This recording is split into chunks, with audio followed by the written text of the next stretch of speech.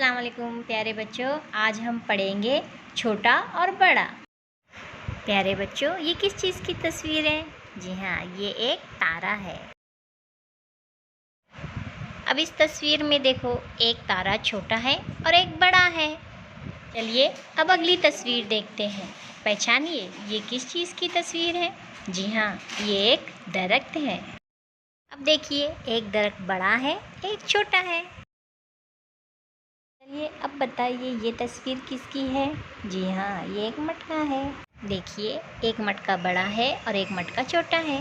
चलिए अब ये बताइए ये तस्वीर किसकी है? जी हाँ, ये कॉफ़ी कप है।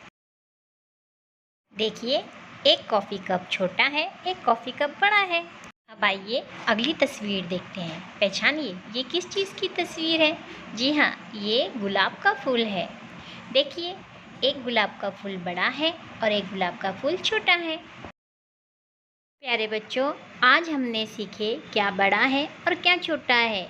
आज आप लोग बड़े और छोटों के दरमियान फ़र्क करना सीख चुके हैं।